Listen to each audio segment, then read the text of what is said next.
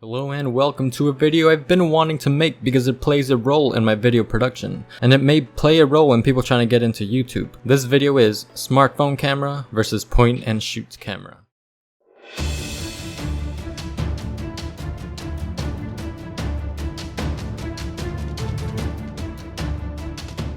Before I get into the video, I'm going to be making a question and answer video, so if you want any questions answered about technology, gaming, or myself, please leave a question in the comments below or tweet at me. My info is in the description below. I'll make a video sometime in the first week of August, so you have time to think of a question. Pay close attention to the different shots comparing the two cameras in the video. I'll say which is which. Now with that out of the way, the camera I have here and have been using for the past year and a half is the Sony DSC HX90v. It currently retailed for about $428 on Amazon, which is crazy because when I bought it, it was $100 less. So I don't know what happened there, and I bought it new too. The phone that has recently taken the place of camera number 1 is a Samsung Galaxy Note 4 from 2014. This phone currently retails for about $300, but you could find cheaper options on eBay for both items. Both these devices have their positives and things they can improve on. The fact that I'm comparing this more expensive camera to a phone that came out 3 years ago says a lot.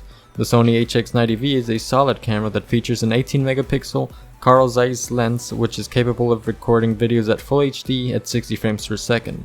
It can also record XAVCS mode, which I recommend because it is a little bit more higher quality than Full HD. It also has optical image stabilization and 30x zoom. This camera also has a very important feature in my opinion, and that is a tiltable screen. This is a great camera for vloggers. The Note 4 on the other hand has a 16 megapixel sensor capable of recording at 4K.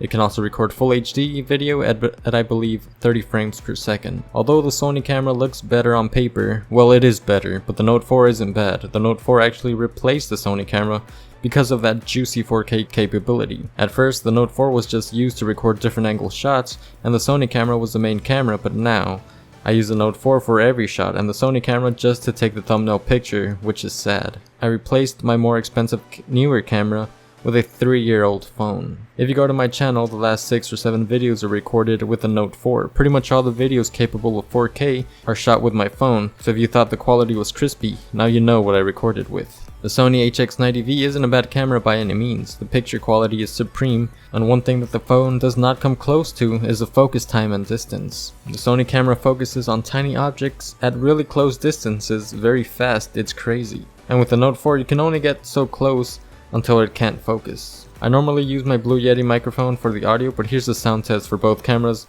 for those of you who want to hear it. So this is just a quick microphone test. Keep in mind that there is a fan running in the background, so this is pretty much going to test the noise cancelling ability that this phone does or does not have. But yeah, this is just a sound test.